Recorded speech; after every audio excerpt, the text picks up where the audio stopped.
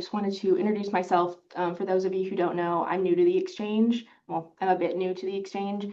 I took over for Joe, who was the past manager's role back in March. So I'm excited to get webinars rolling again. This is my second webinar, and I'm so happy that Emily could join us today for it and learn more about it.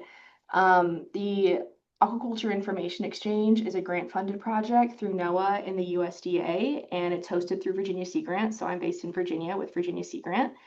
And our goal is just to create a welcoming environment and provide an online platform for those interested in U.S. aquaculture. And it's been great, and we have a lot of great feedback and a lot of cool things in the pipeline. So please let me know if you have ideas or what you want to see. Hello, Joe, I was just talking about you. My inbox is always open, so please email me if you have ideas, and I'm going to put a list of links in the chat, and that just has if you want to support the SACC or if you want to contact me and see our past webinars. And then I also have a little Google form that you can fill out for feedback about webinars if you just indicate that you went to the Cast Wider Net one, so we know which one you're talking about. But other than that, I think that's it for me. So I'll take it away to Emily, and then we'll listen to her presentation and what she has to inform us on, and then we'll do a Q&A, and then this recording will be posted on YouTube later today. So, great. Okay, so can everyone see my presentation? Yep. Okay, great. Cool. Okay, so my name's Emily Riewestahl. I'll just give you a tiny background on me. So I'm originally from Wisconsin, but I live in Florida now. I basically toured the Gulf Coast for college and settled down here. I don't have a background, or before this position, I didn't have a background in aquaculture. I started about a year and a half ago, but really kind of dove in head first. But I grew up like hunting and fishing with a land ethic. My dad worked for the DNR. And we had a fish hatchery in our town. So I was familiar with it, but not with all the lingo. Definitely didn't know the term aquaculture before this position. But I've eaten a lot of stocked fish and I've toured this fish hatchery in my hometown. And I'm really passionate about aquaculture because I really think it's a great way to like have a sustainable source of food, especially in like rural and low income communities. So this job is like really important to me and I'm super passionate. So if you have any questions, let me know. I also tend to talk fast. So if you need me to slow down, please don't hesitate to say something in the chat. I really want to make sure I'm able to communicate and get my point across to you guys. So please don't feel bad asking me to be a little bit slower. I also welcome any questions during the presentation when it's most relevant. And Madeline, if you could just help me if you see something in the chat, feel free to, raise a hand and I'll call because I might not be able to see it quite as easy as you. But otherwise, I'll get going and you guys can learn a little bit more about this really cool website I've been working on for almost a year now that I'm so excited is out into the world. So I'm going to start with a little bit of kind of national context just in case there's some non-aquaculture folks here. But then we'll get into the resource hub, what the SACC is, all that kinds of fun stuff. Okay, so just a little bit about kind of the state of aquaculture and why aquaculture literacy matters. About half of the seafood now that we consume in the US is farmed, although in the United States, we don't have as big as a domestic aquaculture industry as other countries. And so about 70 to 85% of our seafood is imported. This means that like a lot of the times consumers don't necessarily know exactly what they're eating, where it was farmed, where it was captured, if it's farmed, if it's wild. There isn't kind of a general like base understanding of our seafood system that's taught in our formal education. And so a lot of people just don't really know about aquaculture. They might know about one specific segment, like oyster farming, if they live near Cedar Key, or they might know about offshore fish farms if they've, grown up in the West Coast. But like in general, most people don't know all the processes behind aquaculture, different production methods, all that kind of stuff. So the goal of aquaculture literacy is really to help create more informed consumers, promote domestic seafood consumption, supporting of our domestic aquaculture industry, and understanding of our food systems and public health and nutrition. And I just want to talk a little bit about how NOAA has made a concerted effort to fund programs to address aquaculture literacy nationwide, and that includes the effort that I have here in Florida and the Southeast US. NOAA's has these priorities and vision that really discuss aquaculture literacy firsthand. The first goal one of the goals it talks about is to educate and exchange information, which is building awareness and support for coastal and marine aquaculture through two-way communications with stakeholders and partners. So instead of just talking at people, we want to engage with them. That's what two-way communication is. And you can also do that on social media. That's the social element of social media.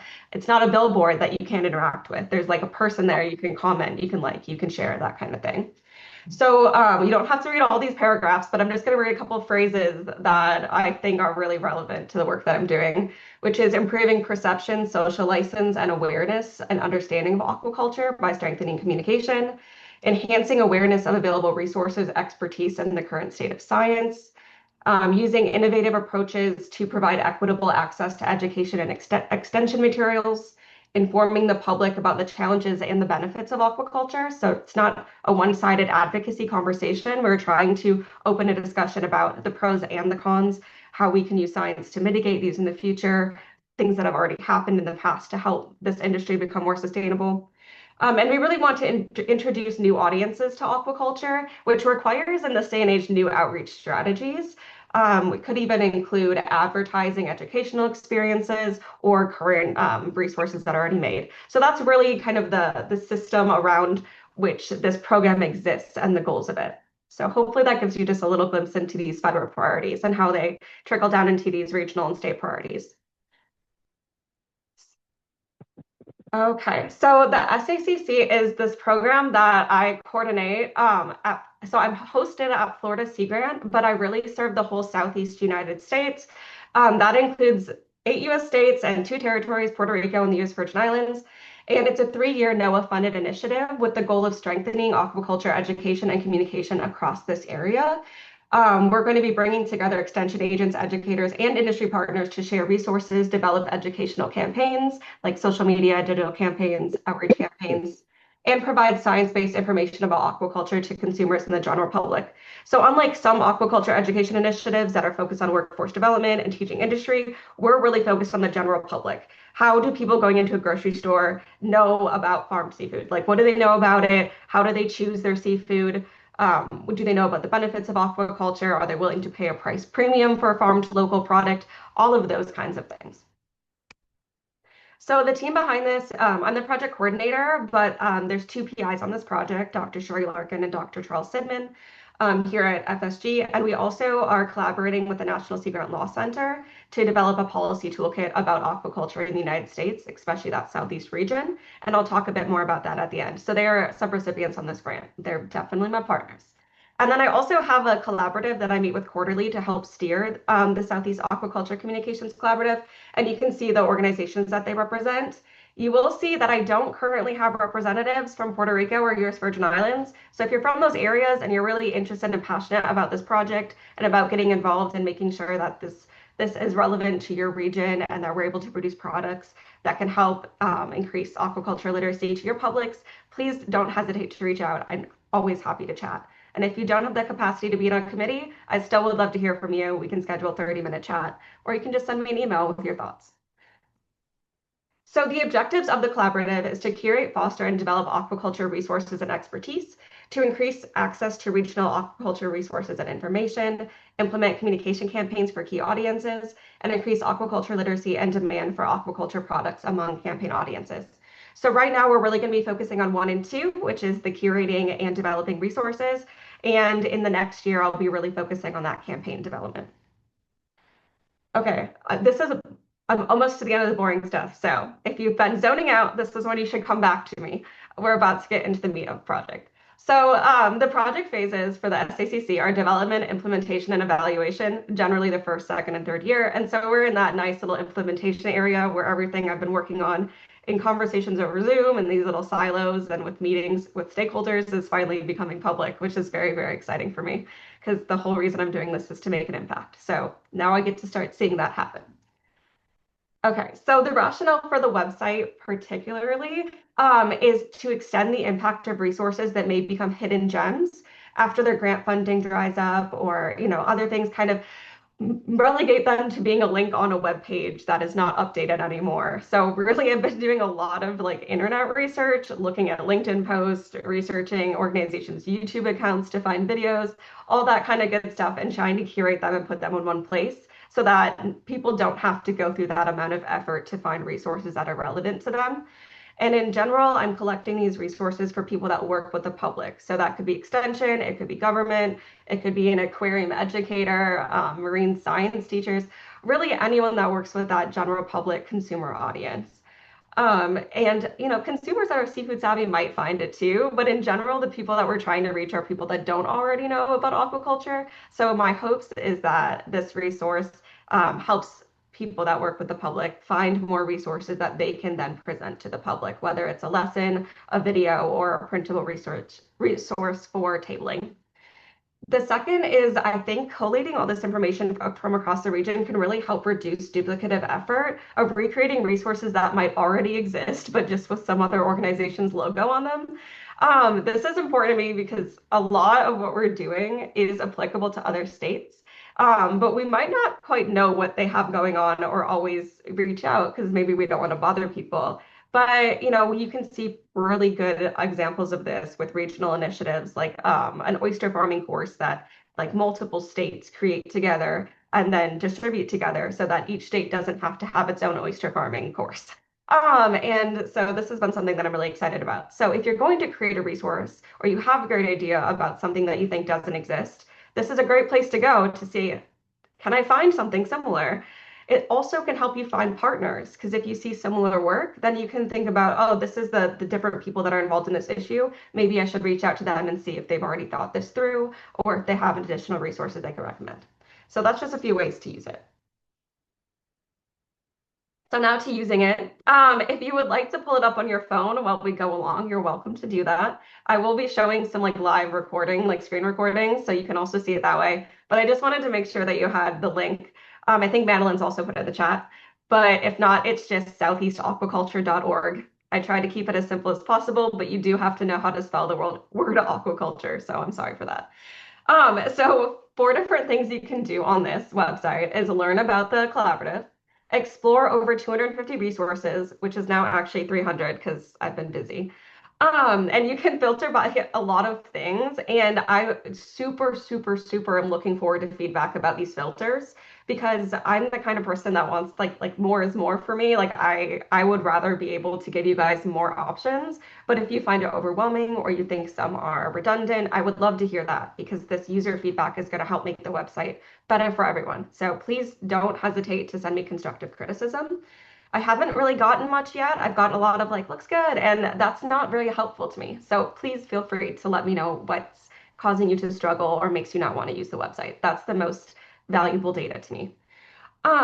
You can also amplify a resource by recommending that we add it to the hub. So I know I'm not finding all the hidden gems because I find new ones every day. So if you have a resource that you would like to recommend be added to the database, there is a tab on the Get Involved page, and it's just a simple form. You can fill it out to the best of your ability and then submit it. Then it will show up on my end, and I'll be able to look at it quick, make sure it's complete, that the resource is, educational, informative, and based in science rather than like advocacy work or opinion based.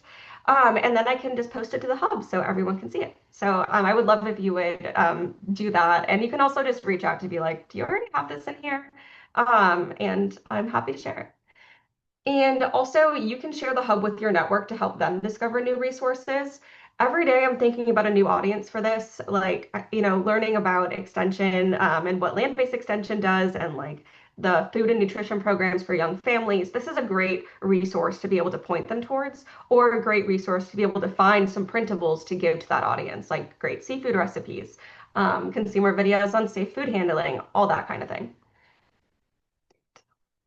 Okay, so now that we've talked about the reason behind it, this is the website. So this will move for you, but this is the homepage. So I tried to keep it really clean and simple and really show photos of aquaculture in the Southeast. You will see some Adobe stock filtered throughout, but I'm really trying to prioritize photos of the region. So we have this little scrolling wheel that shows the recently added resources. So if you go here like every day and you want to see what's new, I recommend checking that out. We also have a little explainer about what the collaborative is and a map that shows which regions we cover. Just to note, if you are not in the Southeast, there are other collaboratives. NOAA funded three, one in the Great Lakes, one in the West Coast, and one in the South. And so if you're looking for resources from other regions, please let me know. I'm happy to connect you with those other hubs. I also have a section showing featured projects, which are projects that have come out of the SACC, and I will talk about those in a little more depth later. And you also can see the latest news, which is like blogs or publications that were posted about the collaborative. So that is the homepage for you. I'm going to take a breath and sip some water. If anyone has a question, feel free to put it in the chat at this point. Okay, looks like we can keep going. So this next page is the resource page, which I will say is the meat and potatoes. And this basically is that hub of 300 plus resources currently. And I do see that question, River. I'll get to that in just one second. So these are showing all the different filters. We have lots. You can sort by region, by species, by audience. Are you looking for something for K to 12 or for adults? And I also added this formats category, which is kind of like the categories, but a little different. Like I wanted people to be able to see what's like a printable PDF versus videos so that they were able to like find resources for their event style. And you can see right now it shows about 10 on each page. So we have 30 pages. Oh my gosh, tons of resources. And so as we build this database up, it's going to get harder to be able to find resources. So, this is going to be iterative, and I really will value your feedback in what could be more helpful. Like you might say, Emily, I want double the resources on the page. 10 is like too little. And if I get that feedback from a few people, I would definitely modify how many are shown on that page. Okay, so okay, I'm seeing lots of questions. So River said, I'd be curious if there's a resource or initiative that's based in the Northeast.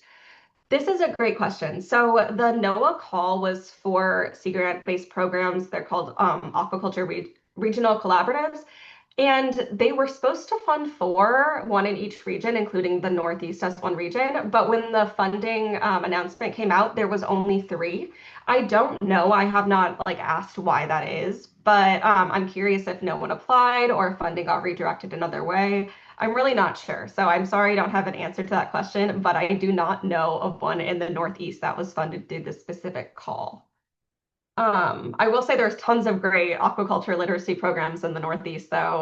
Like Maine does particularly well, their Aquaculture Association and their Sea Grant program with their oyster trail, their oyster game. Like they have so many different initiatives. So happy to connect you if you want to know where to look, but I don't know of any that are funded from this specific grant. Kate Harris said, are resources supplied on the site from only Southeast US based or global resources available? This is really focusing on the US Southeast region. So I'm trying to limit global and national resources unless they're like particularly good, because otherwise I'm going to end up with 1,000 resources and like the scope is just going to get too huge to be able to find regionally and locally relevant things. So I don't have like that is the scope. It is essentially a regional scope. Um, I will say I have some resources from like the National Aquaculture Association that are like a cookbook and nutritional information about top species in the US. And that one I think is really great because it does go through a lot of the products produced in the Southeast. It's a great overview resource. Okay. Similar to River's question, I was wondering if there's a resource for the West Coast. So each grant that was received through this program is doing things a little bit differently. They all got to write a proposal about how they want to address aquaculture literacy in their region. So there is a West Coast collaborative funded through this program. Their approach, and I can connect you to them if you send me an email. I'm happy to do that. But it is out of California Sea Grant, and they also are collaborating with other states across the region. But what they did is they wanted to do a regional survey to understand what consumers in their region already knew about aquaculture so they could identify communication gaps to create resources to target those gaps specifically. So I did see some articles coming out with a little preview of that data. So you can find that, or I can send it to you. But I have not seen the full results yet, but I'm very eager to see them. So there is an initiative going on, but it doesn't have, it's not like a collation of resources in the same way that this hub is. That's just the way that we looked at it, and we wrote a proposal. Didn't include a survey, but it included using digital and social media as kind of our primary method to educate the public. Okay. And then I'm loving all the questions. Thank you guys. Okay. So Ed, can one search for hatcheries by state or by entire Southeast region?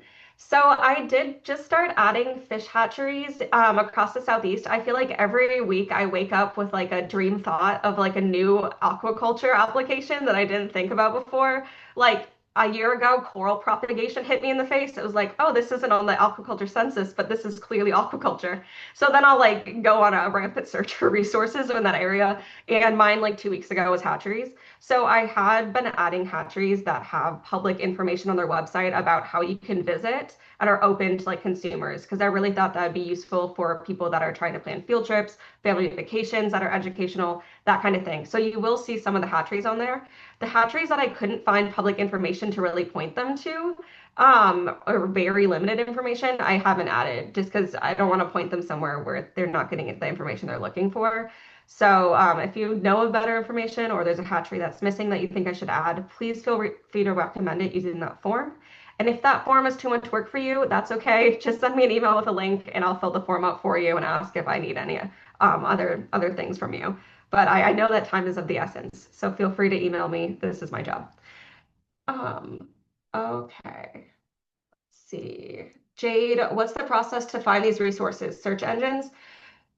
Yeah, there's a lot of processes that have been involved in this. I will say it definitely started with search engines, and I still use search engines. And now I'm using them in more targeted ways instead of a general source for like aquaculture literacy resources. Sometimes I'm looking up hatcheries, sometimes I'm looking at coral restoration and propagation nonprofits. Whenever I'm really kind of like realizing a gap or I see a presentation at a conference that makes me realize there's a gap, I try to do research to fill it. And I will say there's a lot of limitations to that. Like one example is finding resources in Puerto Rico and the US Virgin Islands. I speak English, I search in English, and so I recognize that it's harder for me to find non-English resources. So I do lean on some of my colleagues who speak multiple languages to help me do searches or to help me review a video that, for example, is in Spanish and I want to try to figure out if it's relevant to the scope. So if you know of resources like that that I might be missing, I would absolutely love if you would take a few minutes to send them to me. Because the goal of this resource hub is to have resources from multiple languages and to be able to translate resources that are high priority or might be relevant to a particular population into their language. So anything that you have about thoughts about how to do that best, please feel free to email me. But yes, it has been search engines. It's been me going to conferences and learning about new resources. I do spend 15 to 30 minutes scrolling on LinkedIn every day, and it's not just for fun. It's because that's one of the best ways to hear about new things happening in the aquaculture space. So if I see a new resource that's shared that's in the scope, I'll take a few minutes and add it to the database. The AIE has been a great source of resources too. Tons and tons of places, but yes, search engines included. Okay. Oh, awesome. Okay, Maya is saying for Maine, they've been building or let's see, a statewide resource. And I will say that that is another importance of this regional initiative that NOAA is doing is that sea grant programs and a lot of our like nonprofits and partners are state-based in terms of their geography. And so there is a lot of state resources. Like when I first came into this position, I was like, should I do one of the seafood trails, where you can look at all of the different retailers that sell seafood, the seafood farms to visit. But I quickly realized at regional scope, that is way too huge to manage that amount of data. It would be maybe, 5 to 10,000 different resources that would be there on that map. And most people in general are going to be traveling in their state. And if they go on vacation, they might look to other state resources where they're going. But a regional one doesn't really make sense. Like you don't need to know if you live in Southern Florida that Charleston has a cool seafood market. And so there's certain projects that I'm not doing because of the regional scope. And I do think that, creating this website of resources across states helps us see what we already have and what maybe we should be focusing on developing resources. Hopefully we'll see those regional gaps and ways that we can borrow resources from other states that have already been developed to use in our own state. whether that's printing it and using it with their logo, or if it's reaching out to that organization and asking to adapt it. Or one thing that I've done is reached out to organizations when I like their resources and I'm like, can we partner to make this relevant to the Southeast? And one example of those is up in Maine, they have an oyster farming game and it's based on real farm data in Maine. And I absolutely adore it and I wanted to add it to my database, but it's just not like relevant to the Southeast in that way because it's so grounded in Maine's environment. So I reached out to them to see like, well, can we apply for grants together to try to get some farm site data incorporated from the South? And then people can see what the different environmental conditions create in terms of problems and benefits for oyster farmers. And so it's opened up a lot of doors too. So I encourage you to think that way too. When you find a resource that's not relevant to your area, but it's amazing, maybe there's a way you can help fund that project growing to your region. Okay, I feel like I'm just talking, but that's the point of a webinar, I guess. So, okay.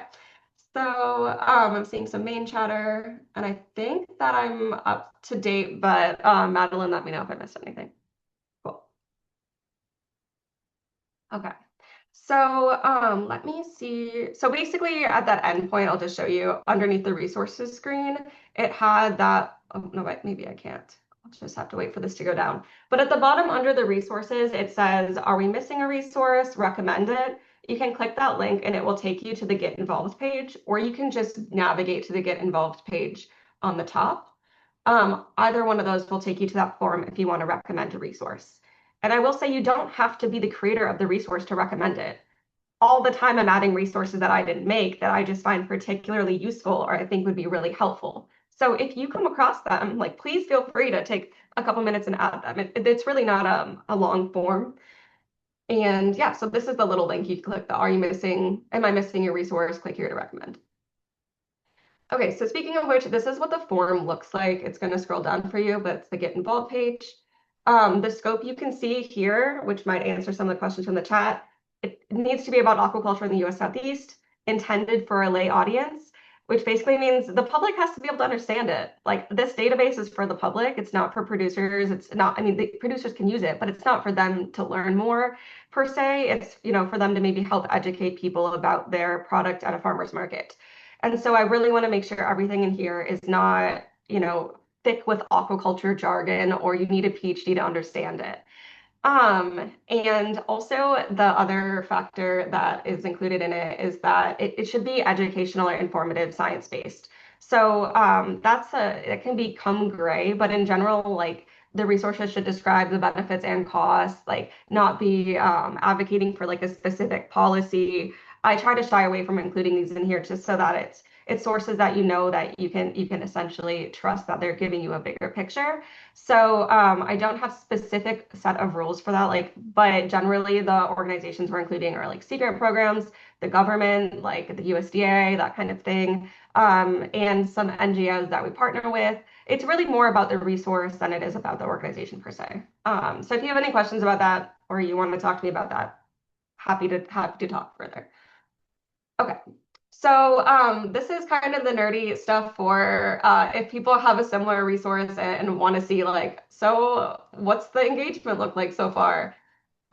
This website is really new. We launched it formally in June on the 24th. It was like live on the web since April, but we were still making tweaks to it before it was public. And so there was some traffic to it, but generally mostly people that I reached out to just take a look at it or review it. And we did have some like random people from the internet just come across it. So that's pretty cool. So I'll include that data, but no, April and May is probably skewed heavily towards people that like were internally new about this, like the collaborative or NOAA, that kind of thing. So so far we've had 770 users, which is really cool because I mean, hasn't even been out for like a month, you know, in terms of actually trying to promote it. Hoping that that just continues to grow.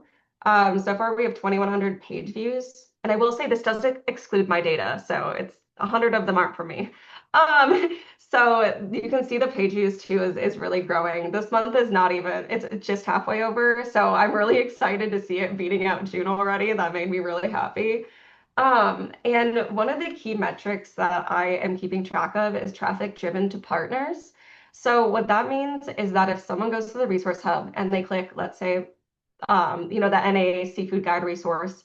And they look at that page, they read the little description, and they go, "Yep, I definitely want to check that out." And they click the button that says "Go to resource." That counts as like one traffic driven to partners. So what I'm trying to measure here is how good am I doing at amplifying the content of other organizations?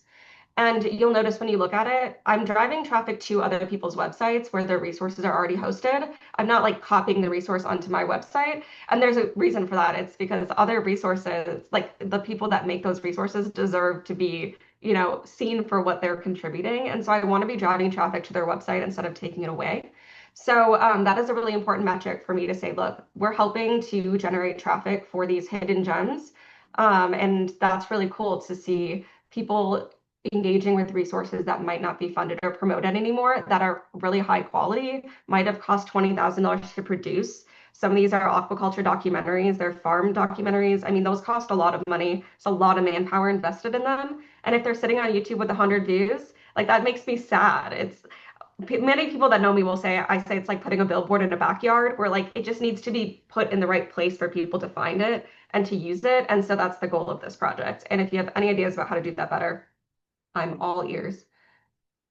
Okay, so the next ones are the percent returning users, which basically means like hopefully people like Joe, if he's still here, like have gone to my website once and like 3 days later he's like, what's it look like now? That would count as a returning user. Someone that just comes to the website once, it's not included in this category. So obviously my goal for this number is to continually get higher. I hope that someone finds value in it, they see it and they go, oh, that's really cool. Maybe I don't need to use it right now, but maybe when I'm prepping to plan my lectures out in August, I'll go back to this or they'll bookmark it and save it. And so I'm hoping to see that number rise. But right now we're hovering around 13 to 15%. And like I said, April's kind of an outlier because it was people that were already involved in the project. So they'd likely already go back to it. The average engagement time right now is 44 seconds. And so I really feel like a lot of people now are just like clicking, seeing what it's all about, and then like saving it for later or deciding it's not for them or it's out of their regional scope. But again, hoping that also goes up. And I do have a newsletter. I'm going to plug this because right now I only have 22 people signed up for my newsletter because I had a notebook at one conference before this was launched, and 21 people signed up. And I think we got one today. So thank you to the one person. I think you're here. So appreciate you. And yeah, so I'll have links for that too. And the newsletter basically is only going to be once or twice a month. I'm not going to spam you, and it will just help you know about new resources, different categories of resources. If I'm going to be at a conference and you want to come see my presentation, that kind of thing. Okay. Other cool data. There's tons of people that have access to this from all around the globe, which is really cool. I don't know if they find value in it because it's very regionally focused, but hopefully it gives them a little snapshot into what aquaculture looks like in our region. And I will say, in case you're not familiar with the Southeast region, our aquaculture environment is incredibly diverse. I live in Florida and we produce 1,000 different types of aquatic organisms just in our state. So there's a lot of diversity. Some states are really focused on, a couple products like Mississippi and Alabama are very heavily focused on catfish. And others are more diverse, like Florida kind of just does a lot. And we do a lot of ornamentals, which a lot of states don't do. So that is one of the biggest challenges and learning opportunities in this project is just how much variance there is by state. I talked to someone from Jamaica yesterday and she's like, it is like you're working with 10 countries. And I'm like, it kind of is. The regulatory environment's different, the aquaculture production's different, where you find data from state agencies is different. There's a lot of differences and variation in the United States aquaculture industry. Okay, let me see the chat. Let's see. Okay, looks like more. Oh, just sign up. Thanks, Joe. Okay, I'll have a link for you guys too at the end. Oh yeah, look at there's a link. Okay, so I'll leave this up for a few seconds. If you want to sign up for the newsletter, please do. On the right side is the first one I already sent out. So if you want to see an example of what it looks like, there you go. I advertised the webinar and some of the categories of the resources. And let's see, it looks like Madeline or Rebecca, I'll put that in once we're doing Q&A. I can try to put that link in there for you, but there is the QR code if you're able to use it. Otherwise, I can drop the link in the chat. Let's see. Okay, and then yeah, no problem. Okay, and then I'm gonna go through these really rather quickly because I do want to have like a healthy Q&A. So let me aim for 4 minutes. But I just wanted to give you guys an overview of other projects that SACC is working on in case they're really relevant to you or your stakeholders. So, okay. The most recent one we've been doing is an initiative called Support Southern Seafood. Like I said, there's a lot of diversity in aquaculture products, so I was really trying to think of a unifying message that also didn't isolate aquaculture from fisheries. 'Cause like I said, I'm an avid fisherman. I love fisheries. I think we're trying to increase seafood production and seafood consumption in the States. There's a place for wild harvest and there is also for farming. And so this is really using broader language to help provide tips for ways that your average consumer can help support the southern seafood industry. That includes like checking the labels when you shop, see where that product is produced, what the production methods are, trying to go to places that serve local seafood and supporting those businesses, learning new recipes with local products involved in them, or trying something you already know you like shrimp is one of the most commonly eaten seafoods in the United States. Some people just don't like it when they can see the texture and they want it fried. There's different ways to eat the same food and prepare it in a way that it can give you a new experience. So tips like that. And if they want to at the bottom, they can sign that they're going to take one step at least to support Southern seafood. And those stubs then come back to me and I'm able to track the impact of the program. And that correlates with the SACC measure of essentially seafood consumer behavior being changed through an outreach initiative. And so right now you can see Aaron and Ellen in Georgia. They work, Aaron is a seafood specialist at Georgia Sea Grant, and Ellen is a summer intern, and they're doing outreach at farmers markets. So I sent a bunch their way, and they've been using the toolkit, and I've been working on a programming guide for them. And so they're kind of workshopping it before I expand it out to that whole region. And we'll see if this link will work. Oh my gosh, it did. Okay, so this is just from 2 outreach events, which is really cool. Because based on this map, you might be like, oh, did you guys go to Chicago and like do some outreach? We did not. This is 2 events, one in Ocala, Florida, and one in the Savannah, Georgia area. But because the South attracts tourists, this is like the regional and national impact we're able to make with these, farmer market tabling outreach activities. So that's been super interesting. So basically that stub at the bottom, they tear off and they can put like in a little bowl. And that just has their initials, the date, and then their zip code so that we're able to put a little fish where they're from. So it's pretty, relatively anonymous way for them to be able to say, I'm going to try to take one of these actions to support the industry. So if you're interested and you like that idea, I'm also happy to share more information about it. I'm happy to partner with anyone across this region that wants to use that resource and that programming guide and to partner. And so happy to talk more about that, but that is very much in a pilot phase. Okay, I'm not doing good because I have 1 minute left on my little time I set for myself. Okay, state snapshots. So when I first started this job, I really didn't know much about aquaculture. So I was trying to learn about aquaculture in all of these states, which I've already said is overwhelming. And I was surprised I could not find one-page fact sheets about each of the aquaculture industries in these states that I could essentially compare one to another and see like what are the top five products that are raised, what is the economic impact, all of that kind of stuff. The data is there, but it's decentralized and it depends on the state. In some states, the state agencies have better data. In some places, it's the federal data. It's a lot actually more complex than I thought. And so this project again has taken much longer than I thought. But basically, the idea is on the front page to use the federal data to show the top products in the farm gate sales, some call outs for if you were to like write a newsletter or a blog, anything, and you wanted some like high level figures for that industry. And then also a case study of broader impact because the federal data has lots of gaps in it. And a lot of times the state data is better because the state is the one regulating the individual farms. So they're in conversation with the farms more than the federal government. And so they often have better data, though sometimes it's not public. So I like to make that just kind of that nuance, that understanding that this is what the federal government has for data, but also there's all this impact that's happening after the farm that doesn't get captured. And then on the back, it's really trying to personalize that story, that statewide story by showing a farmer from that area a little bit about their farm and how they think it impacts their environment or their community. And then some high-level resources about the regulatory agencies involved, extension, and industry associations. So this is still happening, and I've essentially realized that from my little silo, I don't have enough access to the information about in each state what's the best source of information, who are the farmers involved. And so I'm working with the other state sea grant programs, their aquaculture extension specialists, and their communications team to get the interviews for the back, verify all the data, for them to recommend different sources to me that might be state relevant, all of that. But hoping to have this out in the fall. So, okay, one more and then total discussion opening. So write down questions or thoughts you have. So the last is a policy toolkit, and this is what I previewed a little bit at the beginning, but we're working with the National Sea Grant Law Center, and they do legal research and create legal resources for aquaculture and coastal issues.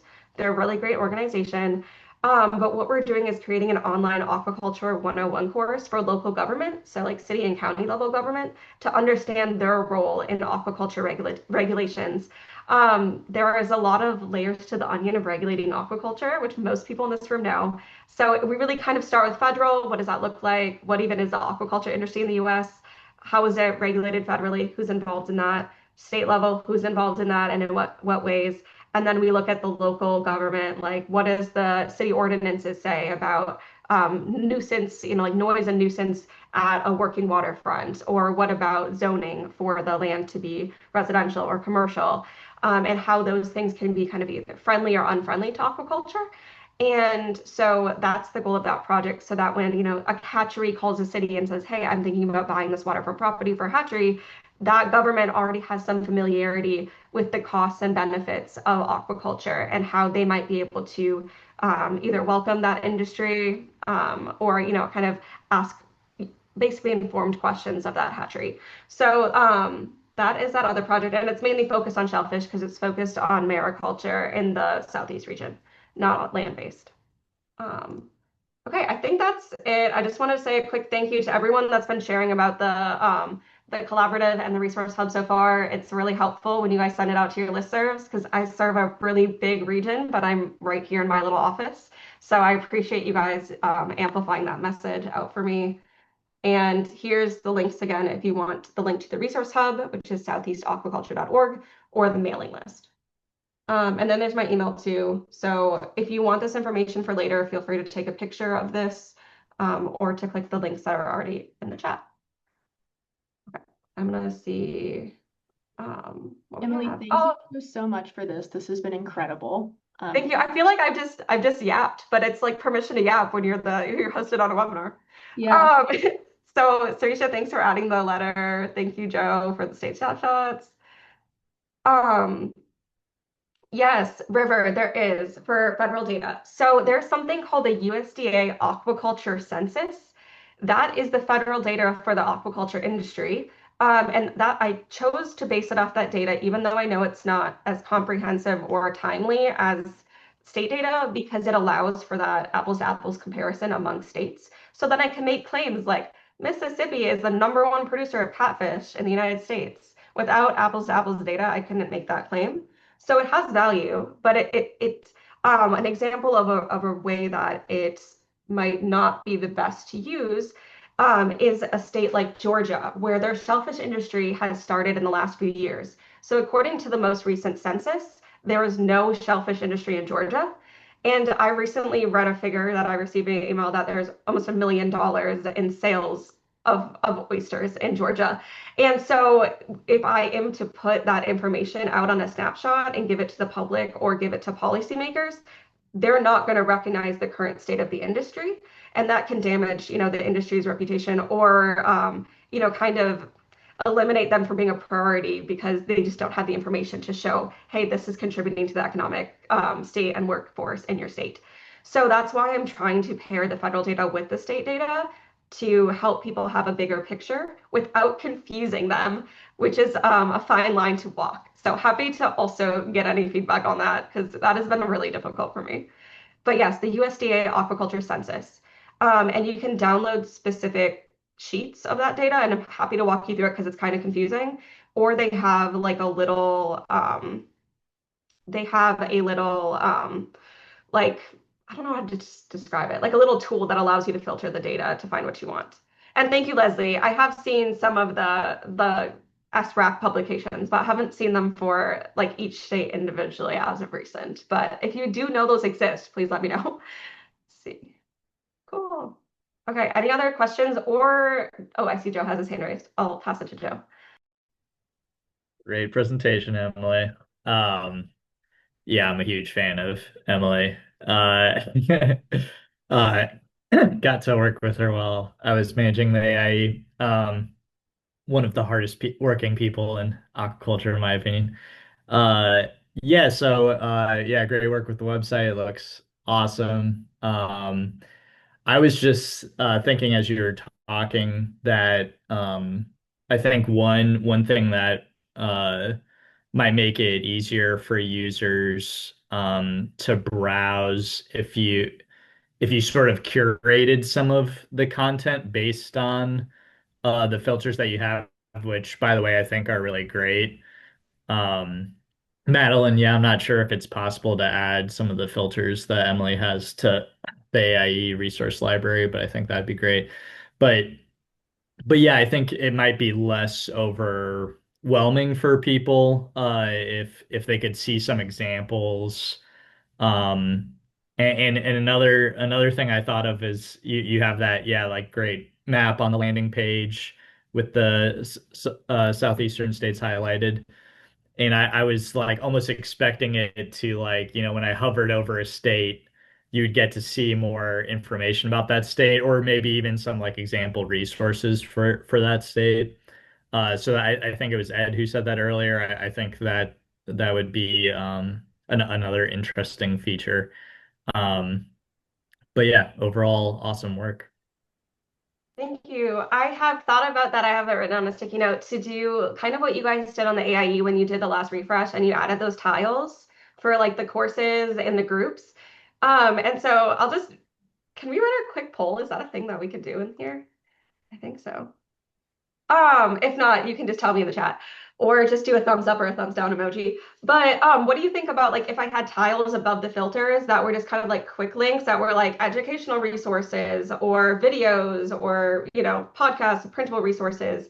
My biggest problem is like trying to settle on what those four top ones should be. And I will say this is a place where the data from my website about like where are they going and what filters are they using most, because I can see that. I can then say, oh, these are the most popular filters, and then put those four on the top. So that's the beauty of having website analytics. I use Google Analytics, is that I can change the website based on how users already use the website. So I'll be able to, like, if you don't tell me here, I'll be able to actually see. And I would say from looking at that, honestly, a lot of people haven't used a bunch of the filters or looked at a bunch of resources. I think since it's a new website, a lot of people are just kind of checking it out. But I do think educational resources is probably one of the biggest ones. Okay, I see Maya K to 12. Hmm. Yeah, to respond to what you said, Emily, Yeah. I do think like having category, or like those broader category options are good, Hmm. but I think having like a specific example of different categories, maybe, like ones that you consider to be like particularly good or particularly useful, just to give people a way to understand what these broader categories mean. Okay, that makes sense. I can do that. Or even just a little example, like you can filter to like mollusks in Florida for kindergartners. Like that's kind of cool. Exactly. I've really built this so that you can, because I can imagine so many ways different people would use this. Like educators would use this tool very differently than, someone that's looking into college and wants to learn about specific, resources at their level. Or scientists that are really interested in a specific species and talking to the public about it. So there's a lot of different ways. And another idea I had today even was I have a miscellaneous category. I just use the USDA aquaculture census categories, but the census is based on commerce. And so there's like coral propagation isn't ever going to be on the census because it's not an agricultural product. So I think it would be really useful to have coral because, this region is unique in that it has coral reefs and there's a lot of coral restoration programs. So I might consider adding that category instead of just miscellaneous. Or alligator. That's a product that is really unique to the South that is under miscellaneous, but is actually quite interesting, and is a big product here. Okay, I'm seeing Maya's comment. Feedback we've gotten from our teachers here in Maine is that they would like a list of pre-created aquaculture activities that they don't need to build themselves and that are easy to find. Yeah, that I'm hoping this addresses that where people can go and they could put in their state or region and then put in like lesson plans and then they don't have to build it. It's like an online course about aquaculture for middle schoolers that's just already made and they essentially just need to direct their class there. And so that's my hope with this. So if you are an educator and you're finding it difficult to find a resource that's relevant to you on this website, I would love to know what your struggles are and if there's ways that you think that I could improve that experience. Emily said, do you know what other states are working towards something similar to this, or if there's a main website where so much aquaculture information is found in one place? I know that the Great Lakes Aquaculture Collaborative has said they're doing something similar, working on something similar. I don't know what it looks like. I haven't seen it, but I think they're working towards that. I do know that NOAA has the Office of Aquaculture and the Office of Education, and they have some higher level national aquaculture literacy resources you can find there. Um, there's another, I have to see if I can find it, but there's another database I found that definitely it looks like it's aged, but it is essentially marine resources for educators. And so I've gone there to find the aquaculture relevant ones and put those on the website. I've heard from industry veterans, people that have been doing this for 20 plus years in extension, that this is the kind of thing that people do and they build and then the grant funding dries up and then it's gone and no one invests time in it anymore. So like there's a repeating of the wheel with just aggregating resources. Like one of the things I need to do and I do weekly is have all the links checked on the website to see if there's broken ones, especially now because of the new federal regulations around ADA accessibility. Not putting them down, but just saying a lot of people are changing their websites or taking resources off and then replacing them. So if those links change, that it makes it difficult for users on the website because they'll go and it'll just be a broken link. So I'm constantly checking. Um, yeah, thank you. Thank you, Suzette. I believe that is on the hub too. If it's the one I'm thinking about, if it's Teach Aquaculture out of Courtney O's. But there are lots of resources that you can find there. I'm trying to And think. Yeah, sorry, go ahead. no, if you continue your thought, I was gonna No, list I another lost my question. thought. I got distracted. Sorry. But yeah, I don't know of any other like big aggregated hubs. That's why I thought this was like really useful. And I'm sorry it's not national. It's just the grant that we got is regional, and so you have to go where the funding goes. Um, Let's see. oh, Rebecca said, I heard you mention nonprofits. Where could I go to learn more? yeah. I guess Rebecca, can you clarify? I was just kind of saying that some of the resources that we find for the hub are from nonprofits.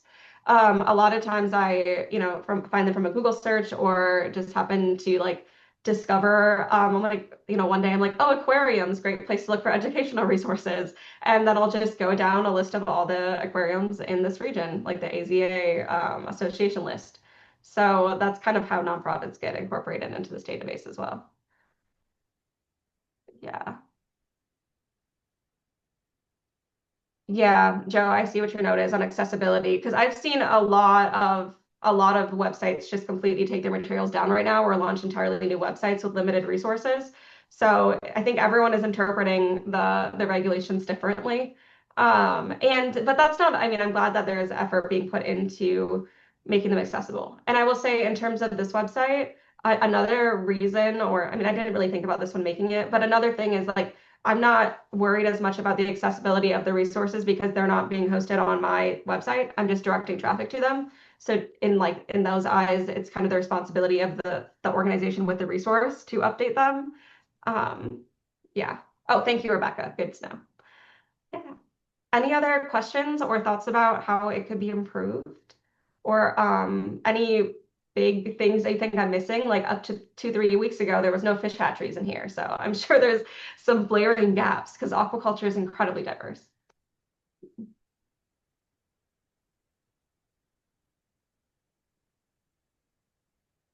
Megan said, I apologize that I missed the beginning of the presentation. Great work on the site. Is there any plan to link visitors to market where they can buy farm raised products or links to sites like Fresh from Florida, which has a map of farms where people can access products? Yes, Megan, it already has them. It doesn't link to individual businesses because I would have too many. Because like I said, Florida, I mean, and I know you're in Florida, so like I said, Florida, quite large, lots of businesses, over 1,000 aquaculture businesses. But it does have links to consumer resources I can find. Like I've looked at the seafood trails that are in each of these states in this or each of the states. If there is, like Texas has a Gulf seafood locator, that's also here. It's listed under consumer resources. Fresh from Florida, I believe FDAX also has a map of businesses. And I definitely do have some resources from FDAX about aquaculture literacy. So yes, when I can find a website, usually they're state-based or even more drilled down, because like I said, the scale of updating all those businesses is quite takes a lot of undertaking, like active staffing. But yes, those websites are listed. And if you find other ones, let me know.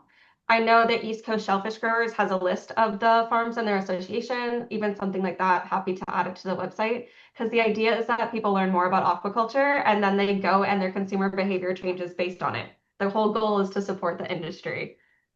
Okay. Let's see. A quick note, River says, a quick note from working with consumer accessibility and education. If the goal is to reach consumers specifically and not necessarily just educators, researchers, professionals, I find it helpful to use the most basic common names that come from the touch point where consumers usually interact with the species. Instead of mollusk, use shellfish, because when purchasing mollusk, you're looking for shellfish at market. Yeah, totally makes sense. Right now, where I'm kind of categorizing them is based on those product categories because, well, shellfish is even broader. So shellfish includes mollusks and crustaceans. So I think I can understand that. And really, I'm using the language that the resource is already using in most cases.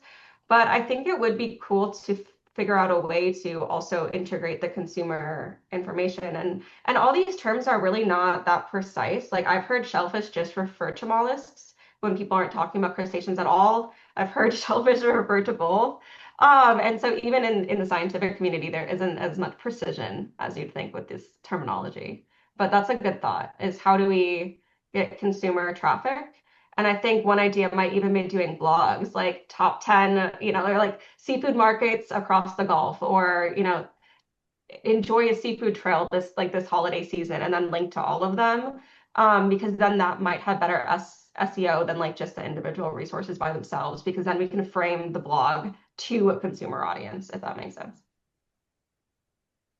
Okay, we have about a minute left. So are there any more quick questions? And then at the top of the chat, I linked a discussion thread in the AIE webinars group. So feel free to tag Emily and ask more questions there if you have more comments on this. But any last call for questions before we thank Emily and sign off?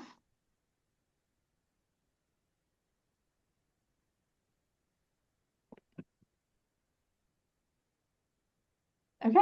Yeah, thanks for the claps, guys. And like I said, don't hesitate to reach out. This is my job, so I would love if you have any feedback that you'd send it my way. Well, thank you, Emily, so much. This is an incredible resource, and it's also posted on the AIE. So if you ever are on the AIE and you want to switch back and forth, feel free. But this was great. I know I will be using it in my own work. So thank you.